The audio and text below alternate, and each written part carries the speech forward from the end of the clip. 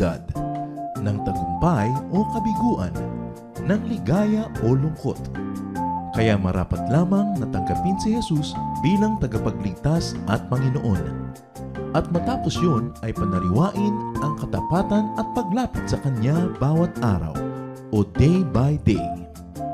Ang day by day ay naglalayong umalalay sa pang-araw-araw na pamumuhay. Narito po si Kuya Ed Lapis sa mensaheng pinamagatang What You Want or What You Need.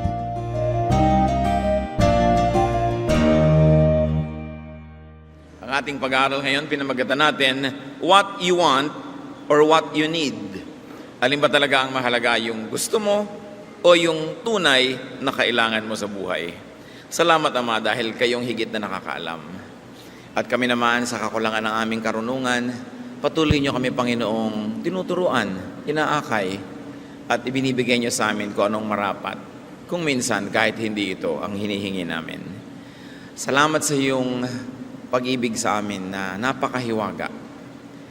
Nawa, Panginoon, sa sandaling ito, kami mabigyan namin ng kaluguran sa aming pagsamba at kami naman humihingi ng pagpapala. Kaliwanagan ng isip, katatagan ng loob, tibay ng pananalig, kapayapaan ng aming espiritu, hinihingi namin sa iyo, Diyos. At nawa sa mensaheng ibabahagi niyo sa amin ngayon, kami makinabang at mataas ang iyong pangalan. Wala kaming hiling, Ama, kundi kayo ang madinig. So nawa kayo po ang maging tagapagsalita. Daluyan ng iyong mga salita ang iyong lingkod at maging tungtungan lamang ng iyong paa. Tinataas namin kayo, humihingi kami, Panginoon, ng kaliwanagan sa ngalan ng iyong anak, ang aming guro, ang aming mananakop at tagapagligtas na si Jesus. Amen. What you want or what you need. Ang atin pong babasahin ngayon ay naganap nung ang Panginoon ay bumalik na sa langit. Nabuhay siya mula sa kamatayan at matapos ang 40 araw ng kanyang personal ministry on earth, he went back to the Father. At si Pedro, isa sa mga tumayo at kinilalang pinuno ng mga apostoles niya. The Holy Spirit had come upon the believers, so many wonderful things were happening. Acts 3:1-5. One day, Peter and John were going up to the temple at the time of prayer. At 3 p.m, now a man crippled from birth was being carried to the temple gate called Beautiful, where he was put every day to beg from those going into the temple courts. So, sa oras na yon ay nakita natin na si Pedro at ang kanyang mga kasama ay patungo sa templo upang manalangin. Meron namang isang lumpo na binubuhat ng kanyang mga kaanak at dinadala doon sa pintuan ng templo araw-araw para siya ay mamalimos. Verse 3. When he saw Peter and John about to enter, he asked them for money. Peter looked straight at him, as did John. Then Peter said, "Look at us." So the man gave them his attention, expecting to get something from them. Magandang kasaysayan at simula ng isang kagilagilalas na pangyayari. Nung papasok pa lamang si Pedro at si Juan sa templo, ay sumigaw sa kanila ang isang pulubi na humihingi ng pera. At ito namang dalawa, sinabi sa pulubi, "Tingnan mo kami, sa amin ka tumingin." Ganon. At akala naman ng lalaking ito, kung anong hinihingi niya ibibigay, siya naman ay titig na nagbigay ng pansin sa kanila. Peter and John were going to the temple for prayer. They were practicing Jews up to this point. Nakikita natin na maging ang Panginoon at ang kanyang mga disciples, hindi naman agad-agad nagkaroon ng identity na Christian. They were still doing traditional worship within the temple. And in this temple, a man crippled from birth was there. It's a most difficult case. Hindi lang siya nalumpo kamakailan, ipinanganak siyang lumpo na. And what was he doing there? He was there to beg at the temple gate from those going to the temple. Noon pa man, worship was, and up to now, worship is accompanied by acts of charity. Na ang mga sumisimba, mga nagpupunta sa templo, ang dumadalangin, nakalaan yung puso nila na magbigay ng mga handog, hindi lang sa Panginoon, kundi sa mga kapuspalad. Kaya naging kaugalian na ipila, ilinya, ilagay yung mga pulubi doon sa tabi ng pintuan o hagdanan ng templo. sapagkat ang mga mananawagan sa Diyos ay unay nakalaan na makinig din sa panawagan ng kapwa-tao na mas kapuspalad kaysa sa kanila. Tulad sa atin ngayon, sa mga pintuan natin ay merong mga kahon, nilalagyan natin ng mga damit, mga goods, mga gamot, para sa mga kapuspalad. Meron din tayong daladala, hindi lang natin ini-encourage sa may mga pulubi sa pinto. At mas responsableng uri ng pagbibigay sa kawang-gawa ang ating sinisikap gawin. Pero bahagi yan. No one is to appear before the Lord empty-handed. You're supposed to bring your offerings for God and your love gifts for the poor. Napakahalagang bahagi ng pagiging espiritual. So this man asked for money. In a manner of speaking, he asked for what he wanted. Nandun siya, desidido araw-araw na ang gusto niyang tanggapin mula sa mga dumarating ay pera, pilak, ginto. But asking for money has a problem in this case because asking for money means accepting the disability. Oras na malimos ka na at nag-asal pulubi, ibig sabihin tinanggap mo na ang iyong kalagayan at wala ka nang ginagawa para palitan yon. Asking for money means living within the limits of the disability. Hindi ka nahahanap ng ibang paraan para kumita, tinanggap mo na ikaw ay ganon, dapat lang na limusan. Tinanggap ng lubos ang kanyang kapansanan at kalagayan. Up to a point, magandang tinatanggap yan para hindi tayo laging nakikipagtunggali sa ating kapalaran sa buhay. But there is also a moment when the only way to get out of your problem is by not accepting the problem as a permanent fixture of your life. But by asking for alms and by begging, this man has resigned himself to become a charity case all his life. Enter Peter and John. Sabi nila doon sa humingi sa kanila ng limos, look at us.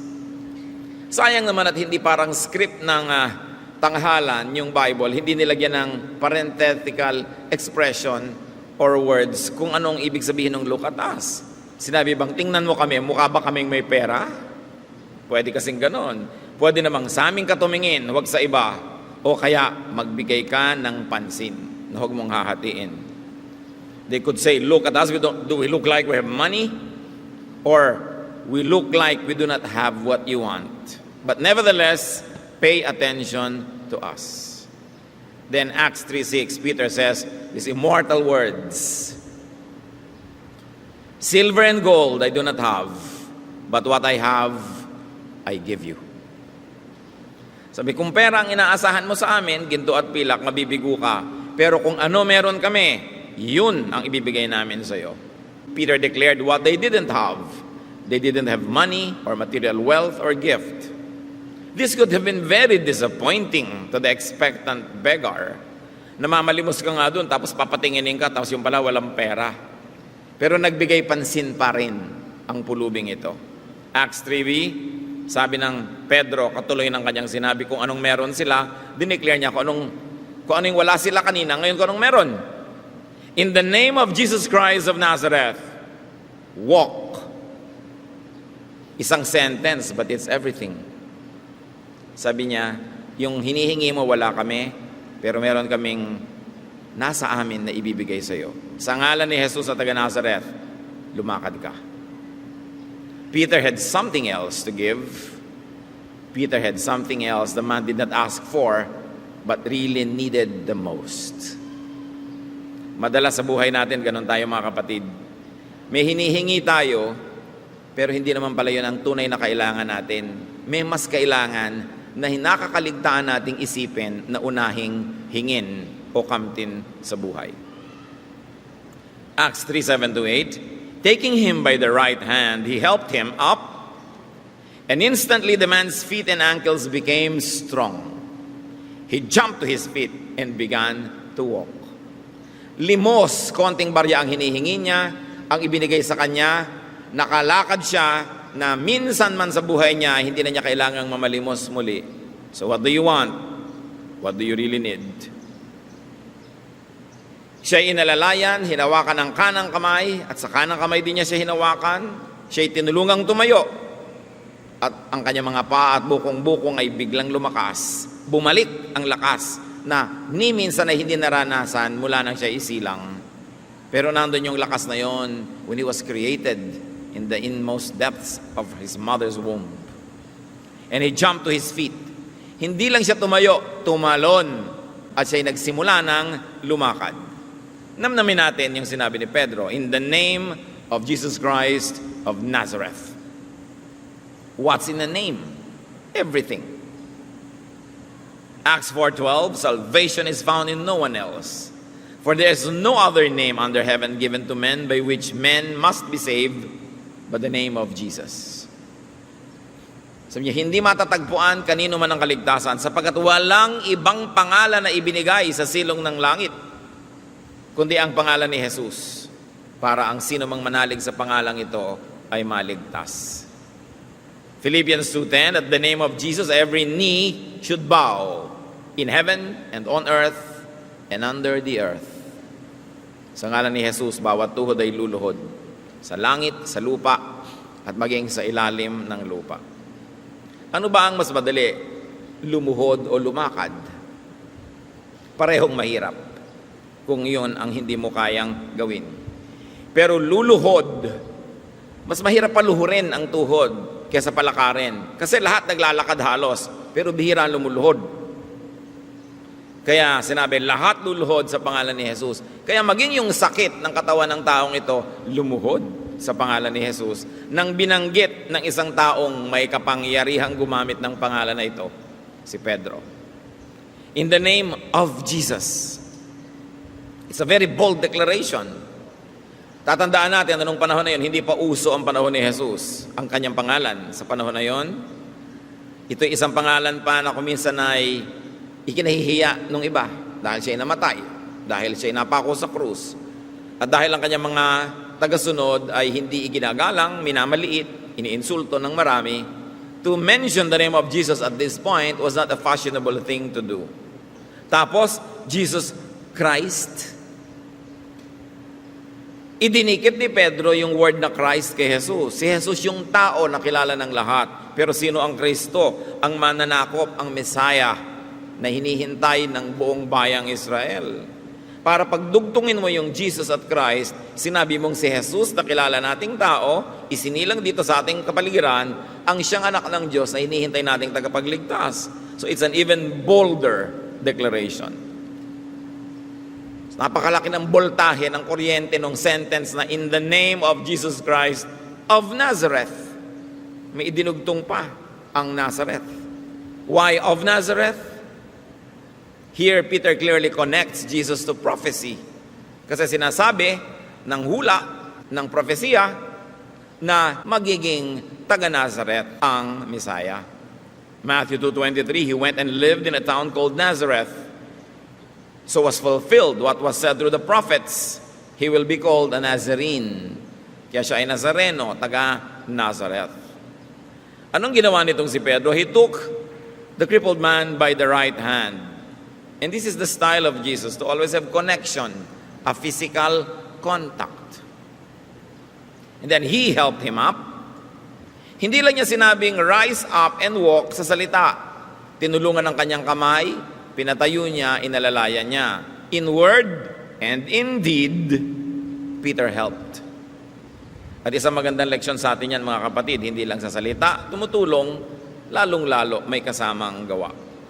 James 1:22, do not merely listen to the word and so deceive yourselves. Do what it says. Hindi lang makinig, sumunod. Huwag lang magsalita, gumawa. Help with words, obey with words, and obey with deeds. So what do we see here? And what does everybody see? Kasi oras ng panalangin. Ang tao parang agos na pumapasok sa templo dahil magsisimula ng oras ng panalangin. Anong nakita nila? Instant strength. Instant healing. And he not only rose, he jumped to his feet. Para ka tumalon na dating hindi ka nakakatayo, this is an extreme kind of faith at work. Kitang-kita rin natin na hindi lang si Pedro yung may pananalig. Yun ding lumpo, napakalakas ng pananalig. Kasi dapat nananalig yung nananalangin, nananalig din yung ipinapanalangin. Kaya kung minsan yung iba, papanalangin ka, sabihin, hindi kaya tayo naniniwala, huwag mong kontrahin. Kasi magkukontra yung inyong mga espiritu. Paano tatalab? Kailangan agree ka rin.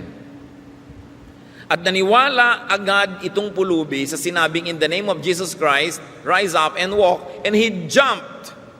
Meaning that he acted very quickly. What does it teach us? Act on your faith quickly. Yung ating pananalig, pag hindi mo pinairal agad, pinakilos agad, aagawin ng dyablo. Para mga buto na nalaglag sa lupa, hindi itinanim, hindi inilubog, dadagitin agad ang mga ibon para huwag magkaroon ng oras na tumubo at mamunga. Kaya pati sa ating pananalig din, kumilos ka. Basta convince ka, nakita mo ito sinasabi ng salita ng Diyos, you have internal conviction in your heart, obey. Because to delay obedience is to give the devil a chance to give you second thoughts. You seize the moment. Leave room for doubt or worry or fear. Doon si Pedro ay naglalakad na sana sa tubig palapit kay Jesus, nakasingit ang dyablo, nagkaroon siya ng pagdududa, pag-aalala at takot, lumubog siya. So you rise up and walk. Ano naman kasing mawawala sa kanya kung tumalon siya sa pananalig? The worst would be, matumba siya uli. Ilang beses na kaya siyang natumba sa buhay niya, hindi nga siya makatayo. So ano pa ba naman mawawala sa'yo? Maraming mga tao ayaw sumunod sa Diyos. Akala mo malaking mawawala sa kanila. Meron pa nga niyaya mag-Bible study. Baka naman pagkatapos ng Bible study ako, pigilin niya ako magmadyong. Yun agad ang kondisyon. Ayaw agad na may mawala sa kanila, pero gusto nila to gain everything. Hindi ko naman sinasabing, huwag kang magmadyong, bahala ka sa buhay mo kung anong desisyon mo, pero tanggapin mo ang Panginoon. Yung iba ayaw dahil natatakot na may mawala sa kanila. Akala mo naman napakalaki ng halaga ng mawawala kung ikukumpara at ihahambing sa kanilang mapapala pagnanalig at sumunod sa Diyos. Ngayon, hindi naman lahat ng biglang nanalig ka, sumunod ka na agad. Be careful also. Kasi pwede kang madaya ng emosyon, pwede kang madaya ni Satanas, na bigla kang tumalon, yung pala, mahuhulog ka. Itong mamang ito, he had nothing to lose. In your own life, when you're going to act in faith, see if you have so much to lose, and then study. Kasi hindi ka naman sobrang mamadaliin ng Diyos kung ang gusto mo lang pag-aralan pa, suriin, ipanalangin. Kaya mabuti rin yung nagdadahan-dahan para lamang makatiyak na hindi nadadaya. Hindi yung nagdadahan-dahan dahil tiyak na pero tinatamad pa. O kaya ayaw pang mag-commit. So this beggar began to walk. How do we apply the truth that God's gift must be used at once? God's gift must be operationalized. What is God's gift to you? Gamitin nyo na. Baka mahuli pa ang lahat, hindi nyo na nagamit kahit kailan. Merong gift sa inyo ang Panginoon na magturo, kumanta, mag-manage, mag-administer, mag-preach, tumulong sa church. Gamitin nyo na agad yung matagal na hindi ginagamit na gift, napapaso, nag-e-expire, at nababawi. Ginamit niya agad, naglakad siya agad. Ang tagal nga niya hindi nakakalakad, so dapat maglakad talaga siya agad. At patalon-talon pa to make up for lost time. Kaya kung tayo ay matagal na wala sa Panginoon, nabuhay sa isang wild style of living, tapos nakilala mo ang Panginoon, biglang naging church member ka at church goer, make up for lost time. Kulang na lang, ibabad mo lahat ang oras mong available to church work. Dahil ang tagal-tagal na at ang dami-daming oras na nasayang nung araw.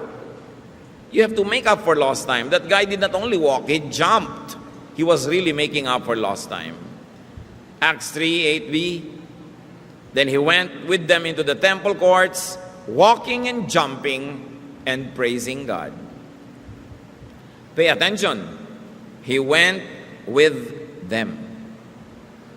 Meron naman na pag gumaling biglang ang hahanapin yung mga kaibigan, yung mga kabarkada, yung mga kamag-anak at kung sino-sino, hindi naman masama. Pero anong inuna niya? He went with them. What do we do with the truth? Because it is meant to teach us. Brothers and sisters, go with those whom God uses to bless you. Yun ang dapat mong sundan, kabarkadahin, laging samahan, yung ginamit ng Panginoon para ka pagpalain. Kanino ka pa susunod? Kanino ka pa sasama? Kita mong dito ka na pagpapala, dito ka lumalakas, dito ka nakakalakad, dito ka nagkakaroon ng halaga.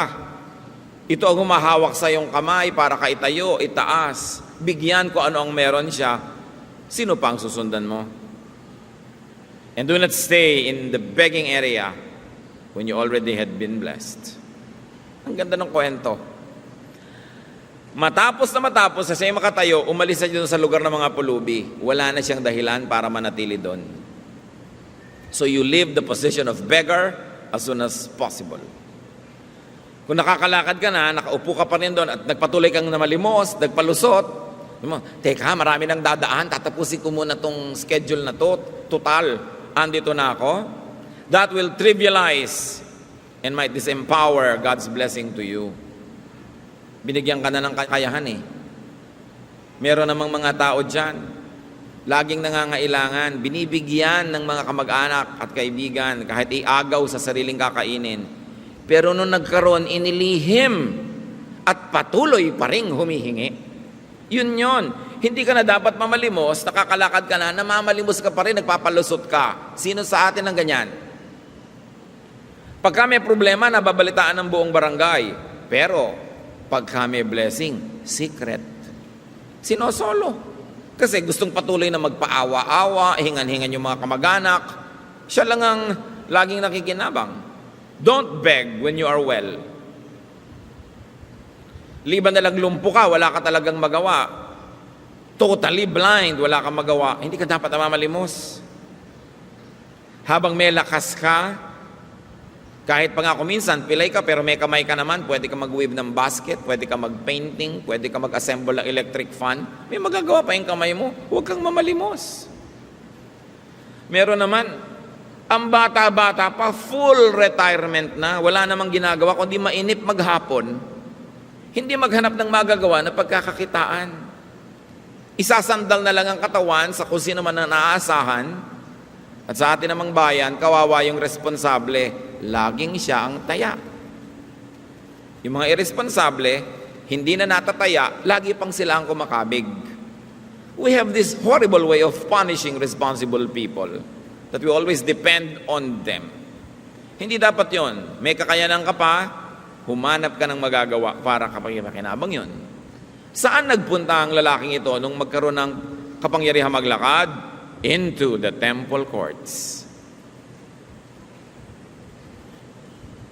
Hindi nagpunta sa casino, hindi nagpunta sa beach, hindi nagpunta sa mall, hindi nagpunta kung saan-saan, diretso sa loob ng simbahan. Para magpuri sa Diyos, magpasalamat, magpatotoo. When you receive blessings, go to God's temple at once. And that temple is not a building, the temple is the fellowship of believers. Make your first trip, your first visit to God's church, to the fellowship. Pagod na pagod ng manalangin yung mga kapatid para sa'yo, ang tagal mo na palang gumaling, hindi ka malang magbalita. Maraming ganon. Bigla mo na lang masasalubong sa, uy, galing ka na pala. Opo, matagal na. Pati mo man lang sinabi, dasal kami ng dasal para sa'yo. Hindi ka man lang mabalitaan pagka good news, pagka bad news, kasama kaming lahat. Go to the temple, to church, not elsewhere, and definitely not to Satan's company. Yung iba, mabuti pang hindi pinalakad dahil nung lumakad, maraming kabulastugan ang napuntahan. Mabuti pang walang pera dahil nung nagkapera, doon pa nagkaroon ng mga kirida, gumulo buhay. Mabuti pang hindi sumikat dahil nung sumikat, payapa, nung naging sikat, gumulo. Marami po mga tao, binibigyan sila ng blessing ng Diyos, ang iginaganti nila, nagiging suwail, nagiging mayabang, lalong lumalayo, lalong napapahamak. Kaya siguro marami, hindi binibigyan ng hinihingi. Kasi pag hiningi natin, ang tanong, kaya nyo bang dalhin? Halimbawa, humihingi kayo, bigyan kayo ng Lord ng 100 million pesos. Kaya nyo ba? Siguro kung kaya nyo, bakit ba hindi ibibigay ng Diyos? Daig pa naman niya lahat ang central bank ng mundo. Pero bakit?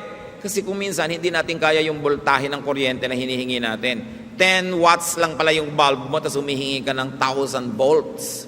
Mapupundi ka lang, mabuti pang ganyan ka na lang. Hindi ka nababaliw. Kasi marami, pag sobrang maraming blessing, hindi talaga nakakaya. Marami pong tao, kayang dali ng kahirapan, pero hindi kayang yumaman. Nababaliw.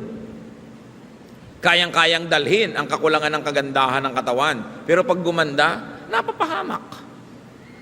Kaya kung minsan, yung mga tinatawag natin kakulangan at kapintasan, dapat ding ipagpasalamat, iniiwas ka sa gulo. Diba? Lalo't hindi ka sobrang sexy, hindi ka marirape niyan, magpasalamat ka sa Diyos. Mananatili kang puro at malinis. No? Kesa sa inahabol-habol ka ng lahat ng binatang lasing, dahil sobra ka maganda. Kumisan ang kagandahan ay para na rin isang sumpa. Pasalamat ka na lang, hindi ka na pagnanasaan. No? So, salamat po Lord. Hindi yung kung ano-anong mga hinihingi natin. And some people use God-given blessings to go away from God. Noong naghihirap, malapit sa Diyos, noong nagkapera, lumayo, maraming ganun. Alam siyempre ng Diyos kung anong gagawin natin, kaya alam niya rin kung anong ibibigay at hindi. Now, you see this man walking. Nung dumating siya sa pintuan ng templo, buhat-buhat ng mga naaawa sa kanya at tumutulong. But as soon as you could walk, walk. Huwag kayong pabuhat kung kaya nyo maglakad. Ganun lang ang lesson nun. Kahit mga bata, kasi laki na ng puno, nagpapabuhat pa sa mami. Yung mami nagkaburit-burit na halos lumubog sa lupa siya sa bigat ng baby. Baby elepante na nga yan, laki-laki pa, buhat-buhat pa. Pero maraming tao ganun, mga kapatid. Ang laki-laki ng tao, laki-laki ng muscle, tapos yung magulang ay hirap na hirap paghahanap buhay, nangihingi pa ng pang-load. Mami, pengin pang-load. Pag tinignan mo yung humihingi, para si Magellan na siya sa tanda. Nangihingi pa ng pang-load. Kung wala kang kinikita para mag-load, manahimik ka sa buhay, magsulat ka sa lupa. Huwag ka mag-text. Deserve before you desire. Yung kaya mo, gawin mo. Yung hindi mo kaya, huwag mo ipagawa sa kapwa mo. At lalong-lalo, kaya mo, huwag mong ipapagawa sa iba. Itong tao, sanay na binubuhat buong buhay, pero nung nakakapaglakad na, hindi na nagpabuhat. Pag hindi ka na bata, huwag ka na magbata-bataan. Kailangan ka na maging mama. Do not ask or expect to be carried by others. Yung iba nakakadala, nakakatakot tulungan. Minsan mong tulungan, di ka natitigilan. So kaya tuloy, kahit gusto mong tumulong, nagdadalawang loob ka. Dahil baka mahirati ito, masanay, hindi ka natantanan ng kahihingi. Kahit kaya niya. Sasabihin, hindi ko po kayang kumita ngayon. Oo nga, baka hindi mo kayang kumita ngayon, pero kaya mo magtiis, so magtiis ka dyan. Huwag mong isipin na magpasarap sa buhay nang wala ka namang kinikita. As soon as you can, move from recipient to giver. Yan dapat ang goal ng tao. Ang goal mo, habang pinakamaaga, matigil na tagatanggap ka at maagang magsimula kang tagabigay. Goal yan dapat. Move from patient to caregiver. Move from burden to helper. From problem to solution. Ganun ang mga anak ng Diyos. Hindi ka laging natutuwa na ikaw yung pinoproblema, ikaw yung inaalala, ikaw yung pinapaalalahanan. Magtaas lang ng zipper ng pantalon mo, ipinapaalala palagi ng mami mo, 30 anyos ka na. Diba? Bakit hindi mo nalang itahip permanently? Total, hindi mo maalala. May mga tao, magpapatay lang ng switch. Wala ka nang ginawa sa buong buhay. Ang switch, i-off ang electric fan, mamamalansya, hindi bubunutin ang plancha. Ang plancha, may sarili kang kukote, gamitin mo yan. Tulad ng tao, naglakad kasi meron na siyang lakas sa kanyang paa. And he was jumping. What does it mean? Celebrate life. Huwag ka lang basta maglakad kung pwedeng medyo konting patalon-talon, mga palukso-lukso. Kasi pagka masaya ka, nagpapasaya ka rin ng iba. Ministry yun. Tatandaan nyo mga kapatid, pag lumabas ka ng bahay, o kahit nasa bahay ka, lumabas ka ng kwarto, may mga tao sa paligid, may ministry ka. Pwede ka magpasaya o magpasigla, pwede ka magpatamlay o magpalungkot ng kapwa. And especially make up for lost time. Yung medyo may edad na nung makilala ang Panginoon, make up for lost time. Dapat doble-doble ang pagtalo ninyo para sa mga spiritual activities. And what was he doing? He was praising God. Clearly, we should enter God's gates with thanksgiving, gladness, and praises. Lalo pag a-attend ka ng worship, a-attend ka ng Bible study, yung tinitingnan mo kung anong masaya, maganda sa buhay, para ikaw man at makita ng iba, nakakahawang tingnan. Nakaka-encourage. Leave and go out with even greater gladness and praises and thanksgiving after attending church. Para yung kapitbahay mo, yung mga nakasalamuha mo sa sinakyan mo, sa pinuntahan mong restaurant, magtataka, bakit parang magaan ang taong ito? Galing ka kasi sa pagsamba.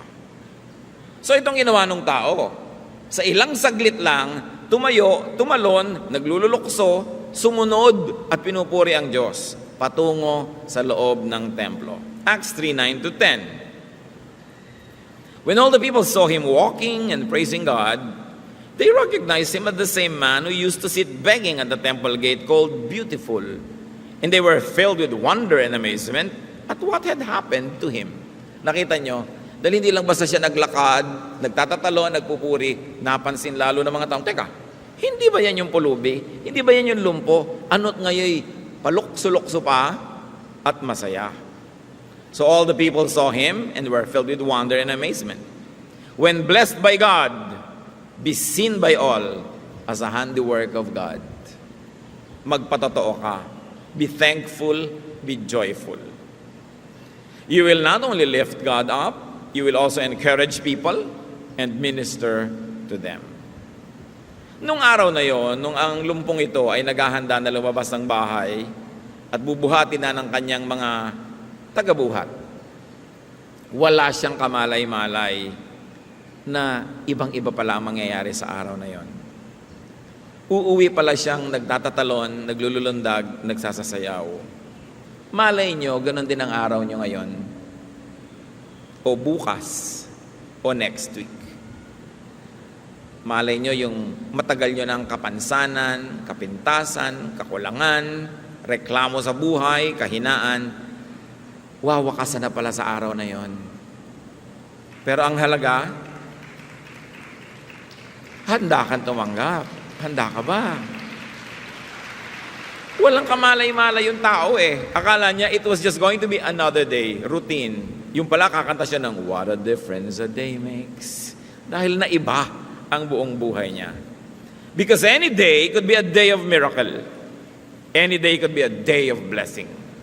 Dapat binabati mo ang bawat umaga ng may pag-asa, ng may panalangin, na may bagong sigla, ng may paglapit sa Diyos.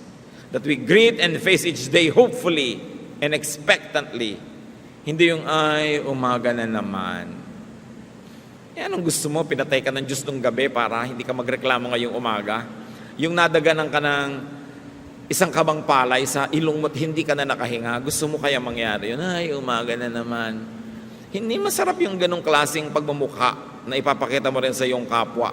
Kahit ka may nararamdaman, kahit ka may sakit, kahit ka walang pera, hindi ka rin naman gagaling eh. Hindi ka rin magkakapera kung nagre-reklamo ka.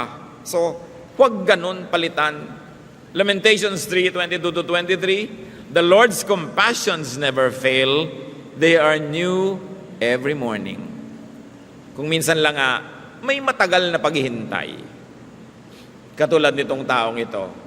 Matagal-tagal din dahil mula pa nung ipinanganak. Pero dumating din ang araw na siya ay nakatayo. Kung minsan, mahirap lumusong sa dilim ng gabi, pero laging isipin, may umagang kasunod ang bawat gabi. Kung minsan dumadating ka sa edad ng buhay mo, na kinakatakutan mo ang gabi.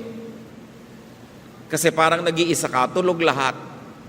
Don't worry, marami rin hindi makatulog tulad mo. No? Hindi lang ikaw, hindi mo na solo yan.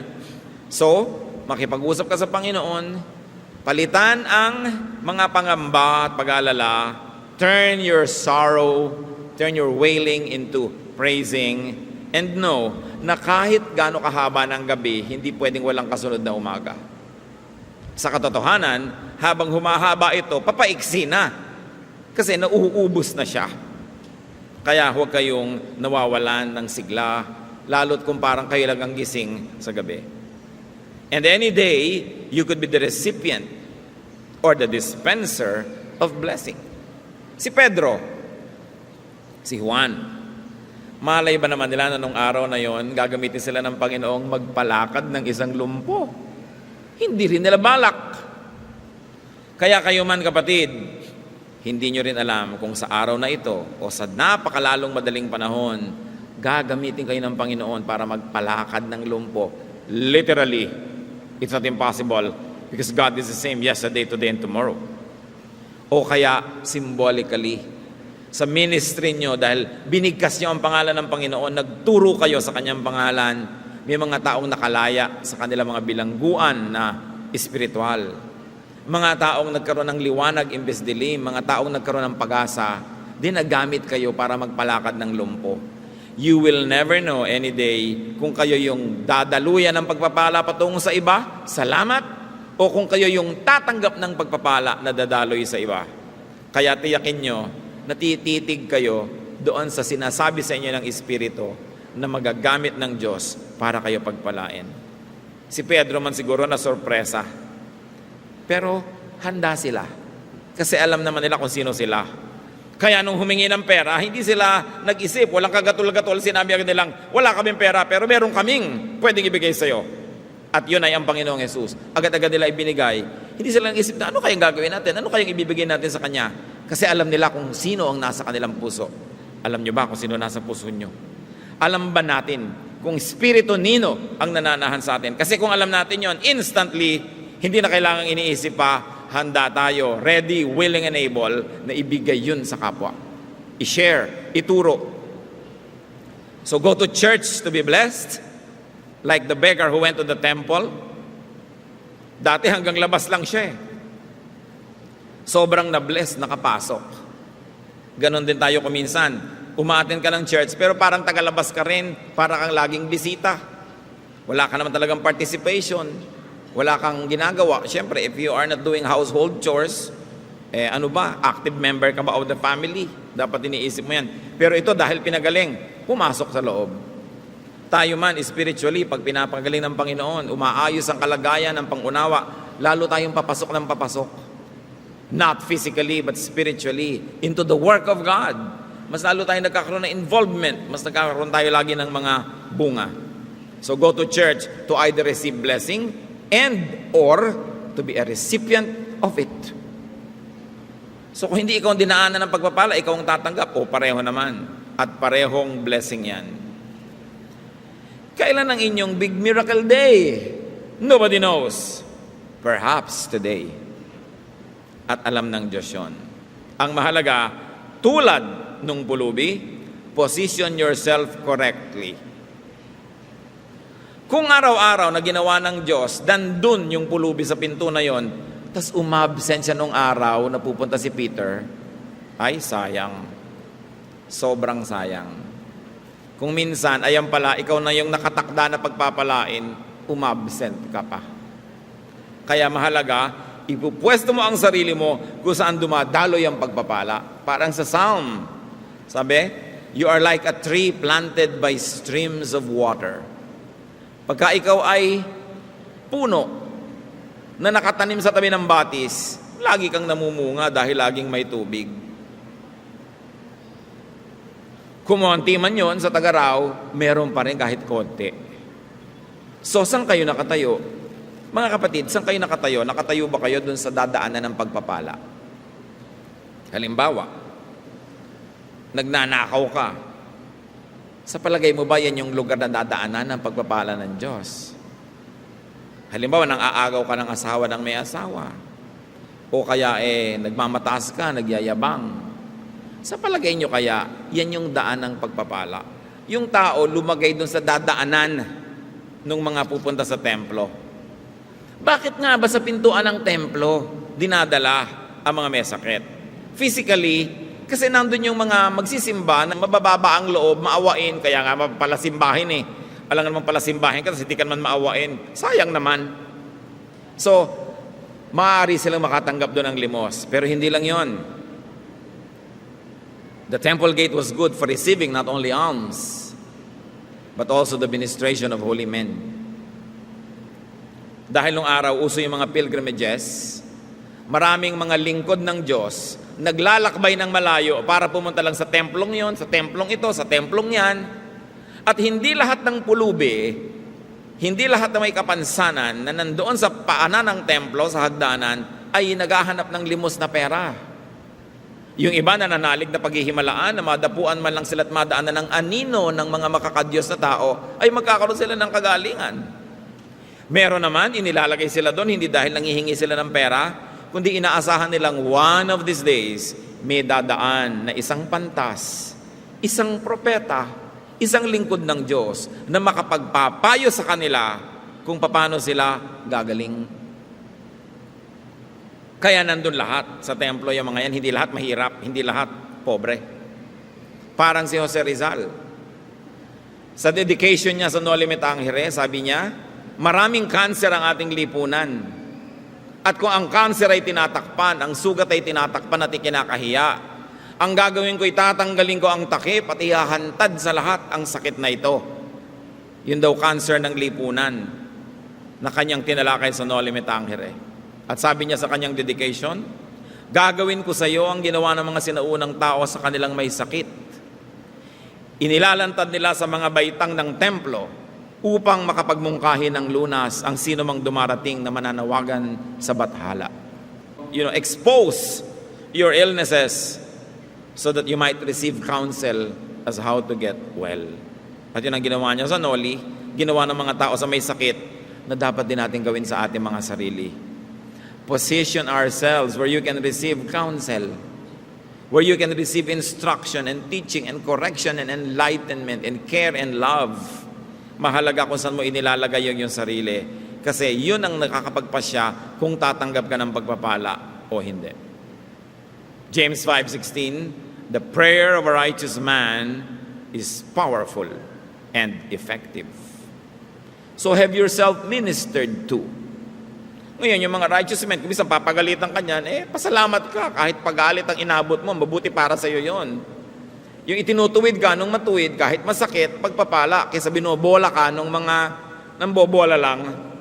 At is kinakasaya mo naman na binobola ka. Ano ba talaga ang kailangan? Ano ba talaga ang gusto? Kailangan natin makarinig kuminsan ng pansin at ng puna. Ang gustong marinig ay puri. Kahit purihin ka ng purihin, sumaya ang feeling mo, hindi ka pa rin gumaling. So what do you need? What do you want? Kahit sa mga mahal natin sa buhay, what do you give them? Do you give them what they need? Or do you give them what they want? Mga magulang na nangi-spoil ng anak, lalo ang tagal-tagal na nasa abroad, pag nandito na, todo pasa na lang lahat. You want to give them what they want. You cannot give them what they need, which is discipline, because probably you have become unsure as to your parental authority because you're absent too long. At yan ang isa sa mga problema ng ating economic policy to export people. Kung minsan alam mong kailangan mong paluin yung anak mo, pero isang buwan lang naman ako nandito sa isang taon, papaluin ko pa ba? So hindi na ibibigay ang kailangan, ang naibibigay gusto. Spare the rod and spoil the child, sabi sa Bible. Ano pang matututunan natin sa kwentong ito, mga kapatid? Kanina pa natin naisip yan. With God, no case is hopeless. Yung salitang hopeless, wala yan sa bokabularyo ng mga anak ng Diyos. Laging may pag-asa dahil laging may Diyos. What could be your disability? What could be your weakness that forces you to beg? Ano man yon? Kung minsan, ang disability mo pala ang puso. Sobrang mapaghanap ng pag-ibig, sobrang mapaghanap ng masasandalan, parang baging laging humahanap ng pupuluputan, kaya kulang na lang, mamalimos ka na lang ng pag-ibig para magkaroon. That is a weakness. God can strengthen you, not to always have to depend on another person for your well-being, because sometimes too much emotion turns you into a beggar. Too much desire for something turns you into a beggar. Na kahit na niyuyurakan ka na, ibinibili ka naman ng turon, payag ka na. Dahil addict ka sa turon. So yung mga addiction, yung mga gusto, yung mga desires, they can paralyze you and turn you into beggars. And the Spirit of God strengthen us. Not to be proud and not to be self-reliant at the expense of good relationship with others. But when we rely on God, we can learn to value our dignity, that we don't beg for affection or love or attention, especially if it is not willingly given to us. Marami pong mga kapatid na equivalent, katumbas, itong pagiging lumpo. Marami sa atin malakas tumalon, mabilis maglakad, pero meron tayong pagkalumpo. Lumpo ng emosyon, lumpo ng pag-iisip. Marami yan. si Jesus pa rin ang sagot. In the name of Jesus Christ of Nazareth, rise up and walk. Hindi bagay sa yung laging nakalugmok, hindi bagay sa yung laging paralyzed, hindi bagay sa yung laging lumpo kung may Diyos ka sa puso mo. At yung pagkalumpo hindi laging physical. Meron sa atin gagaling physically, meron sa atin ibang pagpapagaling ang nasa isip ng Diyos.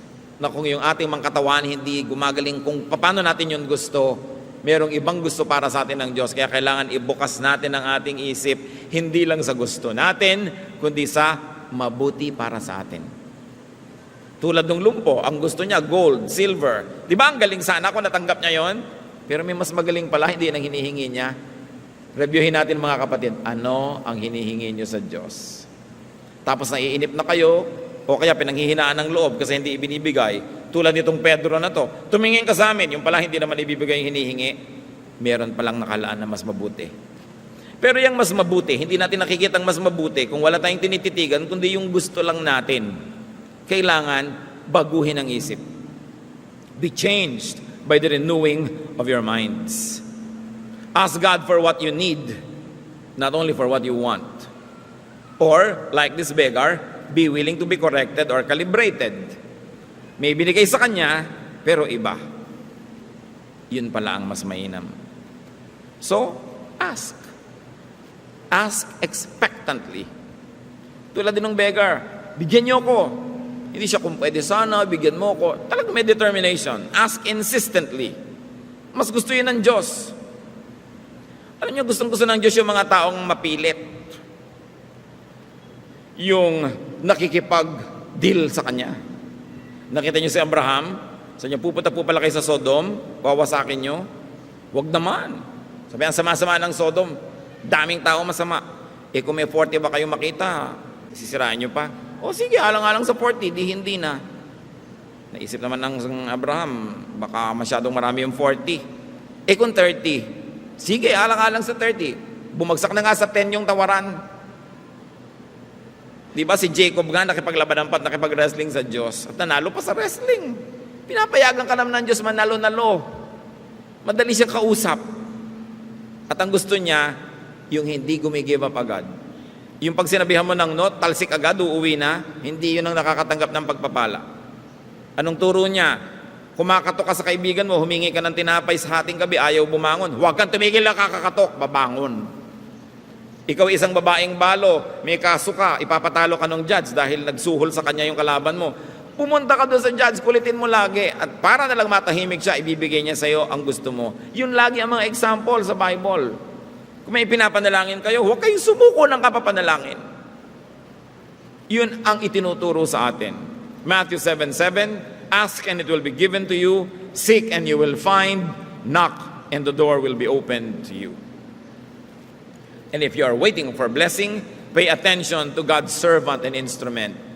That man received it by paying attention to Peter. Receive what is available. Kung minsan you don't receive what you need because you keep on insisting to receive what you want. So receive what is available, receive what you need, not just what you want. Yung iba, humihingi, hindi mo ibinigay, magdadabog. Yung ibinibigay mo, ayaw na. Eh yung pala ang mas makakabuti sa kanya. Do not always insist on your preset and limited list. Meron pa mga tao humihingi ng limos. Bibigyan mo ng trabaho, ayaw. Kasi ang gusto, limos. Minsan nga, may namamalimos pa noon. No? Ang church natin, nasa Macduton sa Quezon City. Sasampahin ka doon naman kung ano-ano mga nanghihingi ng limos. Yung uuwi na po kami sa probinsya, gusto na naming magbagong buhay, pengin pamasahe, mga ganon. Nakakakita na ba kayo ng ganong case? Yung ituturo pa sa yung mga tato, dati kalalabas ko lang sa preso eh. Gusto ko na magbagong buhay, bigyan nyo sana ako ng pamasahe. It's a veiled threat. Ibig sabihin, pag hindi mo ko binigyan, papatayin kita. Kita mo, dami ko tato dito. Yung ganon. Minsan sa church, merong mag-asawa pa daw sila, humihingi ng pamasahe. Eh, dalang-dala na kami kabibigay, yung pala ng dideceive lang sila. Sabi ko, sige, wala kaming pera pang charity, pero meron kaming pambayad sa labandero at labandera. Yun ang may budget kami. Gusto nyo, labhan nyo yung lahat ng kortina dito at ibabayad namin sa inyo yung pang labandero at labandera. Maraming tumanggi sa ganong deal. Itong mag-asawa, dali-daling naglaba. Ilabas niyo po lahat ang marumin niyo. Aba, talagang game sila na maglaba. So, ng mga 30 minutos lang naglalaba, sabi ko, ba, genuine na mga to. Sabi ko, oy, kayong mag-asawa, eto na ang hinihingi ninyo, umuwi na kayo, lakad na. Kasi, willing silang tanggapin yung hindi nila hinihingi, pero yung willing ibigay. Kayo lang tong nanghihingi, utang na loob, tanggapin nyo kung ano binibigay, huwag yung pagkang ibinigay, ayaw nyo, may tampo-tampo pa kayo, huwag na. Lang hihingi lang kayo no? Hindi mo alam yung pala ang mabuti para sa'yo. Do not waste such golden opportunities. Sometimes we are so focused on what we think we want that we miss great opportunities. Huwag sayangin. And remember, if you're crippled, listen well. Lumpo ka na nga, dapat hindi ka nabingi. Dapat marunong ka na mag-makeup, mag-compensate for your weaknesses. So lumpo siya, pero nakinig mabuti kay Pedro, napagpala tuloy. And turn your healing into a reflection of God's glory. Ang tanong mga kapatid, kanina ko pa pinapaulit-ulit, what do you want? What do you think you want? Tapos burahin nyo muna sa isip nyo yan. What do you really need? Hindi yun laging magkapareho. What do people want from you? What do they really need? Many of us are crippled. Many of us feel crippled in many ways. Position yourself so that you could receive miracles. Ayusin ang buhay, ilagay sa tama para daluyan ng pagpapala. And never lose hope. Never give up. And don't beg when you can work. When blessed, show to the world how you are blessed. Not to brag, but to give glory to God. And thank God for what He gives you. But as important as that, thank God for what He doesn't and what He gives you instead. Ama namin sa langit, salamat sapagkat kay Diyos na mas marunong kaysa sa amin, kayong nakakaalam kung anong mabuti. Madalas meron kaming ideya kung anong mabuti para sa amin. Iniisip namin, mabuti para sa akin na makalakad, mabuti para sa akin na mangyari ito, mangyari yun, makapunta dito at makapunta doon. Pero kayo ang higit na nakakaalam. Turuan nyo kami na kahit sumandali, bitawan ang mga iniisip naming mabuti para sa amin at pakinggan kayo nang marinig namin kung sang-ayon nga kayo o may iba kayong ideya kung anong mabuti para sa amin. Teach us, O Lord, not to always ask for gold or silver, but to ask for that which lasts, that which is more important, to be ministered to by your Son, Jesus. Mga kapatid, pagbulay-bulayan natin ang kahulugan ng kwentong ito sa inyo-inyo mga buhay. Kung meron tayong mga pagkalumpo, pagkabingi, pagkabulag, mga sakit at kung ano-ano, ilapit natin sa Panginoon. At kung ano ang sagot niya sa atin, hindi man yon ang gusto nating marinig na sagot, tanggapin natin at patuloy tayong umasa na alam ng Panginoon natin ang higit na mabuti sa atin. At ilapit nyo rin yung mga mahal sa buhay, especially you have some power or influence. Always strive to give people not only what they want from you, but what is good for them. Lord, teach us. Turuan nyo kami, Lord, ng mga napaka-practical na application ng mga matataas na katuruan na ito para kami makinabang tulad ng maraming henerasyon sa ganda ng kasaysayang ito. Let's be silent for a while and let God speak to us.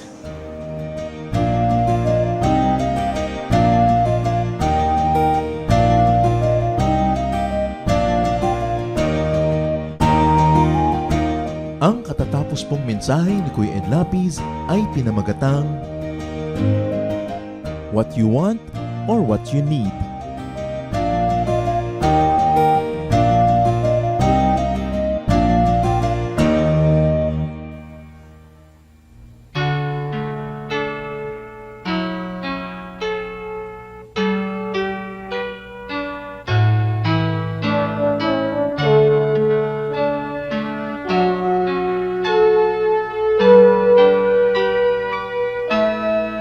Kahit lagi ang masakit dito sa buhay ko, kahit lagi ang pagluha dito sa buhay ko, sakali man itong aking pamatok, ubod ng bigat.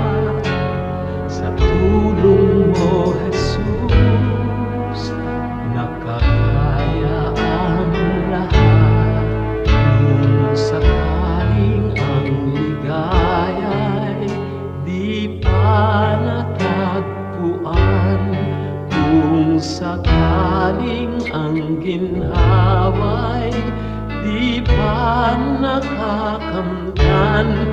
Sa piling mo, Jesus, ako ay lagi nang nakatanaw. Sa langit mong laan, di na mamamanglaw. Pagtitiis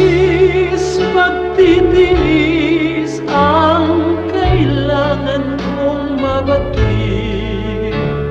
Kaya't ikaw, Panginoon, ang aking tutularan. Pagtitiis ang kailangan kong mabatid. Ang buhay ko ay lalago kung mayroong pagtitiis.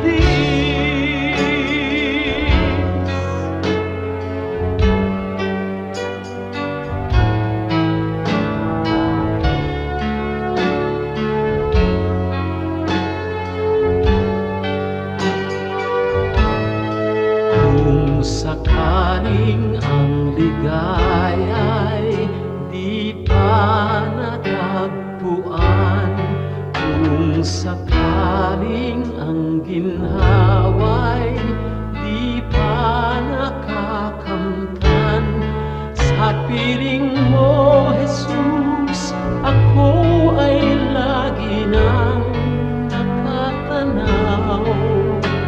Sa langit mong laan, di na mamamanglaw. Pagtitiis ang kailangan kong mabatid. Kaya't ikaw, Panginoon, ang aking tutularan. Pagtitiis ang kailangan kong mabatid. Espiritu ay lalago kung mayroong pagtitiis.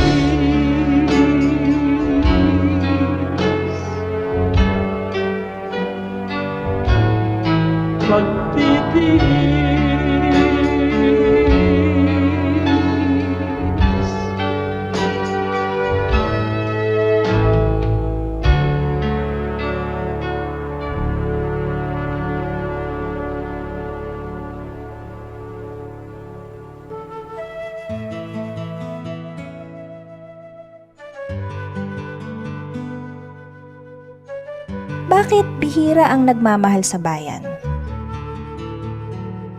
Napakarami na kasing kabiguan ng mga Pilipino na natatamo nila mula sa mga institusyon, mula sa mga sangay halimbawa ng gobyerno, dahil sa sunod-sunod na mga kabiguan. Kaya kuminsan nawawala ng tiwala ang mga tao sa sarili nilang bayan.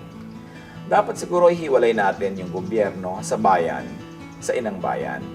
Kuminsan nawawalan tayo ng tiwala sa mga institusyon, pero huwag nating idamay yung bayan. Kung nawawalan tayo ng gana sa ating mga politiko, huwag tayong mawalan ng gana sa ating pagka-Pilipino, sa ating kultura at sa ating bansa. Paghihiwalayin natin yon sapagkat mga gobyerno na aayos, napapalitan ng mga rehime, pero ang bayan natin, isa lang yan.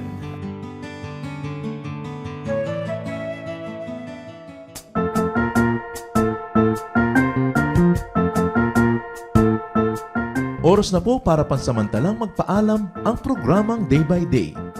Tayo po'y magsama-sama tuwing ika-6 hanggang ika-7 ng umaga, araw-araw. Magandang umaga po at mabuhay ang Panginoong Hesus!